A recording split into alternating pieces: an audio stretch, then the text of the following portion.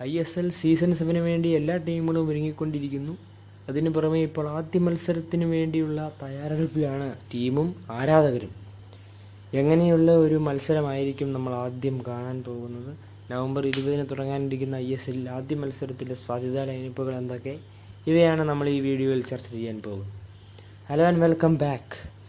ISL season 7 ഇപ്പോൾ എല്ലാ ആരാധകരും കാത്തിരിക്കുന്നത് ആദ്യ മത്സരത്തിനായാണ്. ATK മോഹൻ ബഗാൻ കേരള ബ്ലാസ്റ്റേഴ്സ് മത്സരം. സോ ഈ മത്സരത്തിലെ ലൈനപ്പ്, സാധ്യതാ ലൈനപ്പുകൾ ഏതാണ്, ആരൊക്കെയായിരിക്കും ആ ലൈനപ്പിൽ ഉണ്ടാകുക? ഇതാണ് ഇന്ന് ഈ വീഡിയോയിൽ നമ്മൾ ചർച്ച ചെയ്യുന്നത്. ആദ്യമായി തന്നെ ബ്ലാസ്റ്റേഴ്സിൻ്റെ ലൈനപ്പ് നമുക്ക് എടുക്കാം. അതിൽ ഗോൾ കീപ്പിങ്ങിൽ ആൽബിനോ ഗോമസിനെ ആയിരിക്കണം ബ്ലാസ്റ്റേഴ്സ് തിരഞ്ഞെടുക്കുന്നത്. ആൽബിനോ ഗോമസ് ആയിരിക്കും ബ്ലാസ്റ്റേഴ്സിൻ്റെ ആദ്യ മത്സരത്തിൻ്റെ ഗോൾ കീപ്പർ.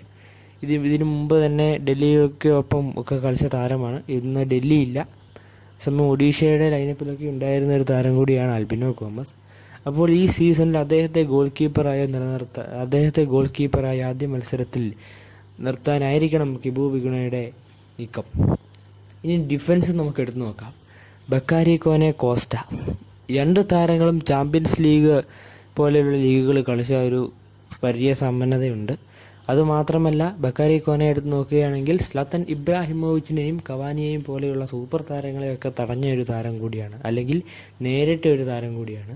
കോസ്റ്റയും ചാമ്പ്യൻസ് ലീഗിൽ കളിച്ചിട്ടുണ്ട്. അദ്ദേഹവും ഉജ്ജ്വല ഡിഫെൻഡിംഗ് ആണ് കാഴ്ചവെക്കുന്നത്. ISLലെ ഏറ്റവും മികച്ച ഒരു ഡിഫൻഡർ കൂടിയാണ് അദ്ദേഹം. സോ ഇവർ രണ്ടുപേരുമായിരിക്കും കേരള ബ്ലാസ്റ്റേഴ്സിൻ്റെ ഡിഫൻസ്, സെൻറ്റർ ബാക്ക് പൊസിഷൻ കളിക്കാൻ പോകുന്നത്. ഇനി നമുക്ക് ലെഫ്റ്റ് ബാക്കിലേക്ക് പോകാം. അവിടെ ജസൽ കാർണേറോ ഉള്ളപ്പോൾ വേറെ ആരെയായിരിക്കും കിബു വിഗുണ തിരഞ്ഞെടുക്കുക? കഴിഞ്ഞ സീസണിൽ ഉജ്ജ്വല ക്രോസുകൾ നൽകി ടീമിനെ മികച്ച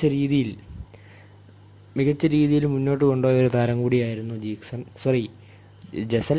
അപ്പോൾ അദ്ദേഹം ഈ സീസണിൽ ആദ്യ മത്സരത്തിൽ ലെഫ്റ്റ് ബാക്കിൽ അദ്ദേഹം തന്നെയായിരിക്കും.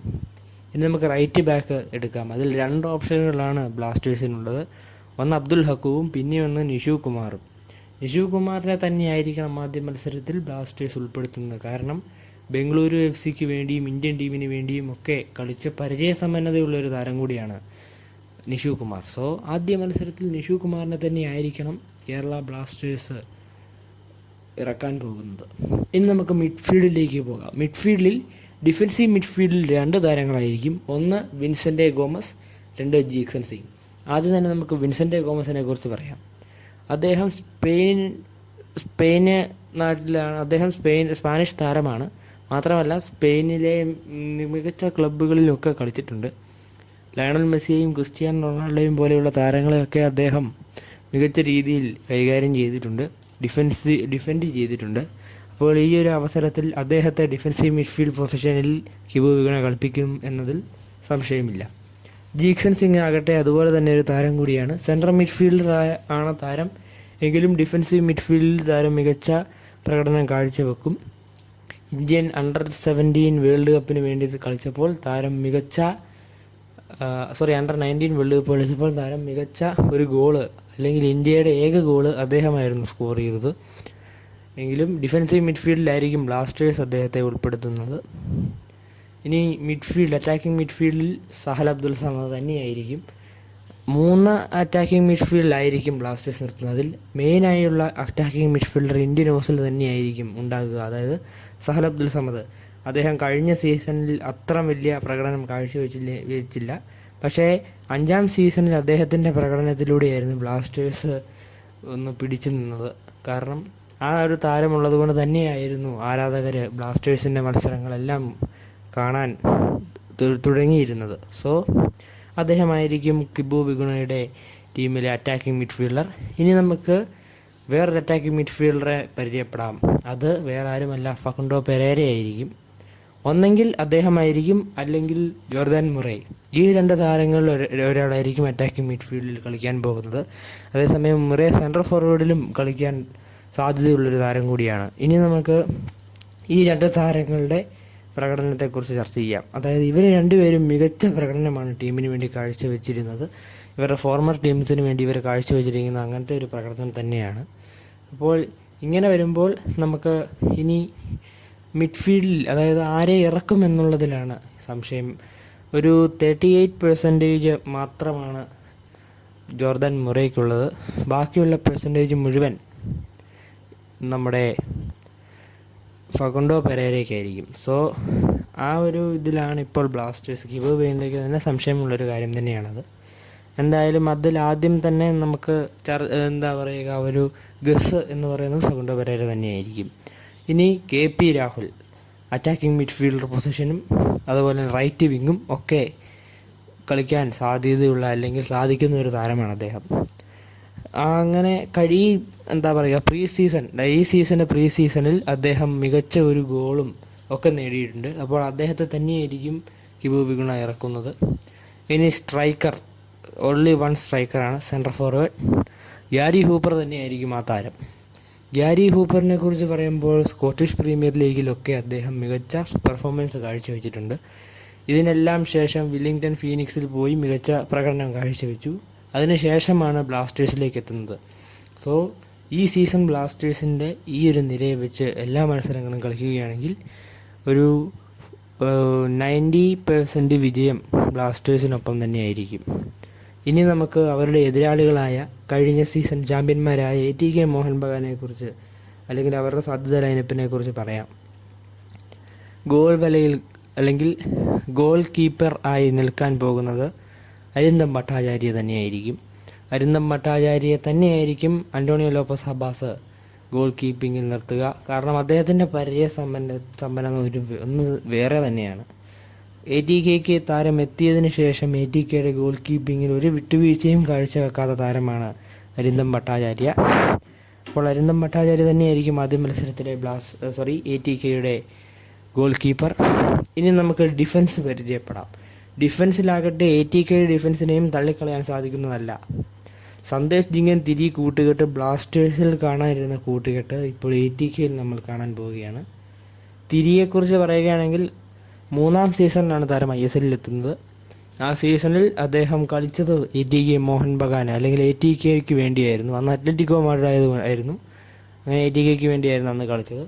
ആ സീസൺ തന്നെ അദ്ദേഹം കിരീടം ജേതാവും ആയിരുന്നു. അപ്പോൾ ഈ സീസണിൽ അദ്ദേഹം ഡിഫൻസിലേക്ക് എത്തുമ്പോൾ ATK മോഹൻ ബഗാൻ വൻ പ്രതീക്ഷകളാണ്. അതോടൊപ്പം തന്നെ ഡിഫൻസിലെ വേറൊരു താരമാണ് സന്ദേശ് ജിങ്കൻ. കേരള ബ്ലാസ്റ്റേഴ്സിൽ 6 സീസൺ അദ്ദേഹം ഉണ്ടായിരുന്നു. അതിൽ 5 സീസൺ അദ്ദേഹത്തിന് കഴിയുന്നത്ര പ്രകടനം അദ്ദേഹം കാഴ്ചവെച്ചു. കഴിഞ്ഞ സീസണിൽ പരിക്കും മൂലം അദ്ദേഹത്തിന് ഇറങ്ങാനും സാധിച്ചില്ല. സോ ഈ സീസണിൽ അദ്ദേഹം ATKയിലേക്ക് എത്തുമ്പോൾ ആരാധകർക്ക് തന്നെ അല്ലെങ്കിൽ നമുക്കറിയാം അദ്ദേഹത്തിൻ്റെ ഒരു പ്രകടന ശൈലി. സോ അദ്ദേഹത്തെ തന്നെയായിരിക്കും ATK മോഹൻ ബഗാൻ വിശ്വസിച്ചിരിക്കുന്ന ഡിഫൻസിൽ. ഇനി നമുക്ക് ലെഫ്റ്റ് ബാക്കും റൈറ്റ് ബാക്കും നോക്കുമ്പോൾ ലെഫ്റ്റ് ബാക്കിൽ സാധ്യതയുള്ളൊരു താരം സുഭാഷിഷ് ബോസാണ്. അദ്ദേഹം ഈ സീസണിൽ ATKയിലേക്ക് എത്തിയിരിക്കുകയാണ്. അപ്പോൾ അദ്ദേഹം തന്നെയായിരിക്കും അവരുടെ ലെഫ്റ്റ് ബാക്ക് പൊസിഷനിൽ കളിക്കാൻ പോകുന്നത്. ഇനി നമുക്ക് റൈറ്റ് ബാക്ക് പൊസിഷനിൽ നോക്കാം. അവിടെയും ഒരു സൂപ്പർ താരം തന്നെയാണ് ATK മോഹൻ ബഗാന് വേണ്ടിയുള്ളത്. കഴിഞ്ഞ സീസൺ ATKയ്ക്ക് വേണ്ടി ഏറ്റവും കൂടുതൽ ക്രോസുകൾ നൽകിയ ഒരു താരം ആരായിരുന്നു എന്ന് ചോദിച്ചാൽ പ്രബീർ ദാസ് തന്നെയാണ്. ആ താരമായിരിക്കും ഇത്തവണ, അതായത് പ്രബീർ ദാസ് ആയിരിക്കും ഇത്തവണ ATKയുടെ റൈറ്റ് ബാക്ക് പൊസിഷനിൽ കളിക്കാൻ പോകുന്നത്. ഇനി നമുക്ക് മിഡ്ഫീൽഡ് പരിചയപ്പെടാം. മിഡ്ഫീൽഡിൽ ഒരു 4-4-2 ഫോർമേഷനിലാണ് ATK കളിക്കാൻ പോകുന്നത്. അപ്പോൾ മിഡ്ഫീൽഡിൽ കളിക്കാൻ സാധ്യതയുള്ള താരങ്ങൾ എഡു ഗാർസിയയും ഹാവി ഹെർണാണ്ടസുമായിരിക്കും അറ്റാക്കിംഗ് മിഡ്ഫീൽഡേഴ്സ്. ഇവരെക്കുറിച്ച് പറയുകയാണെങ്കിൽ കഴിഞ്ഞ സീസണിൽ ഈ 2 മിഡ്ഫീൽഡർമാരുണ്ടാക്കിയ ഒരു ഓളം വേറെ ആരും തന്നെ ഉണ്ടാക്കിയിട്ടില്ല. ഹാവി ഹെർണാണ്ടസ് അതായത് ഫൈനലിലാണ് അദ്ദേഹം ഗോൾ സ്കോർ ചെയ്തത്, 2 ഗോളുകൾ. സീസണിലെ അദ്ദേഹത്തിൻ്റെ ആദ്യത്തെ ഗോളും അവിടെ തന്നെയായിരുന്നു സ്കോർ ചെയ്തത്. അതേസമയം എഡു ഗാർസിയ റോയ് കൃഷ്ണ, ഡേവിഡ് വില്യംസിന് പുറമെ 3-ാമത്തെ ഒരു താരമെന്ന് നമുക്ക് തന്നെ പറയാം. അതായത് 3-ാമത്തെ ഏറ്റവും കൂടുതൽ ഗോളുകൾ സ്കോർ ചെയ്ത താരമായിരുന്നു എഡു ഗാർസിയ. സോ അദ്ദേഹം തന്നെയായിരിക്കും അറ്റാക്കിംഗ് മിഡ്ഫീൽഡിൽ ഉണ്ടാകുക. ഇനി നമുക്ക് ലെഫ്റ്റ് മിഡ്ഫീൽഡിൽ ഗ്ലാൻ മാർട്ടിൻസോ അല്ലെങ്കിൽ മൈക്കൽ സുസെരാജോ, അതുപോലെ റൈറ്റ് മിഡ്ഫീൽഡിൽ ഗ്ലാൻ മാർട്ടിൻസോ അല്ലെങ്കിൽ മൈക്കൽ സുസെരാജോ. ഇവർ 2 പേരുമായിരിക്കും ലെഫ്റ്റ് മിഡ്ഫീൽഡും റൈറ്റ് മിഡ്ഫീൽഡും കൈകാര്യം ചെയ്യാൻ പോകുന്നത്. ഇവർ 2 പേരിൽ ഗ്ലാൻ മാർട്ടിൻസ് പുതിയ താരമാണ്. ചർച്ചിൽ ബ്രദേഴ്സിൽ നിന്നുമാണ് അദ്ദേഹം ATK മോഹൻ ബഗാനിലേക്ക് എത്തുന്നത്. ഇനി നമുക്ക് സെൻട്രൽ ഫോർവേഡ് നോക്കാം. ATKയുടെ സെൻട്രൽ ഫോർവേഡ് ഒന്നും തന്നെ പറയാനില്ല. കഴിഞ്ഞ സീസണിലെ ഏറ്റവും മികച്ച ഡ്യുവോസാണ് അദ്ദേഹം. അവർ ഒന്ന് റോയ് കൃഷ്ണ, മറ്റൊന്ന് ഡേവിഡ് വില്യംസ്. ഈ രണ്ട് താരങ്ങളുടെ പാസിംഗ് ശൈലി അല്ലെങ്കിൽ ഇവർ രണ്ടുപേരുടെയും ഗോൾ സ്കോറിംഗ് ശൈലി ഇവയെല്ലാം ഒന്ന് തന്നെയാണ്. വർഷങ്ങളായി ഇവർ ഒരുമിച്ച് കളിക്കുന്ന താരങ്ങളാണ്. വില്ലിംഗ്ടൺ ഫീനിക്സിൽ നിന്നുമാണ് ഇരുവരും ATKയിലേക്ക് എത്തിയത്. കഴിഞ്ഞ സീസണിൽ ഈ രണ്ട് താരങ്ങളായിരുന്നു ATKയുടെ മികച്ച കളിക്കാർ, അല്ലെങ്കിൽ ISLലെ ഏറ്റവും മികച്ച കളിക്കാർ എന്ന് തന്നെ നമുക്ക് പറയാൻ സാധിക്കും. ഇതായിരിക്കും ആദ്യ മത്സരത്തിൻ്റെ സാധ്യതാ ലൈനപ്പ്. ഇനി നമുക്ക് ആദ്യ മത്സരത്തിൽ സംഭവിക്കാൻ പോകുന്നത് എന്തായിരിക്കും? ആദ്യ മത്സരത്തിലൊരു ഡ്രോയാണ് എൻ്റെ പോയിൻ്റ് ഓഫ് വ്യൂവിൽ ഞാൻ പറയുന്നത്. ഒരു 3-3 ഡ്രോ ആയിരിക്കണം ആദ്യ മത്സരത്തിൽ നടക്കാൻ പോകുന്നത്. ഇരു ടീമിൻ്റെയും ഡിഫൻസും അറ്റാക്കിങ്ങും മിഡ്ഫീൽഡും ഗോൾ കീപ്പിങ്ങും ഒക്കെ ശക്തമായതിനാൽ ഒരു 3-3 അല്ലെങ്കിൽ ഒരു സമനില ഇതായിരിക്കും. തോൽവിയോ ജയമോ അങ്ങനെയൊന്നും നമുക്ക് പറയാൻ സാധിക്കുകയില്ല. ഒരു സമനില കളിയായിരിക്കും ആദ്യ മത്സരം.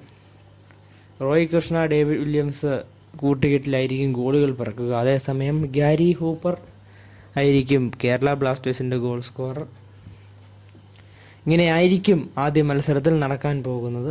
നമുക്ക് ഉറപ്പിച്ച് പറയാൻ സാധിക്കുകയില്ല, എങ്കിലും ആദ്യ മത്സരത്തിൽ ഏതാണ്ട് ഇതുപോലെയൊക്കെ തന്നെയായിരിക്കും സംഭവിക്കുക. സോ വീഡിയോ ഇഷ്ടപ്പെട്ടെന്ന് കരുതുന്നു. വീഡിയോ ഇഷ്ടപ്പെട്ടാൽ ലൈക്ക് ചെയ്യുക, ഷെയർ ചെയ്യുക, സബ്സ്ക്രൈബ് ചെയ്യുക, സപ്പോർട്ട് ചെയ്യുക. Thank you.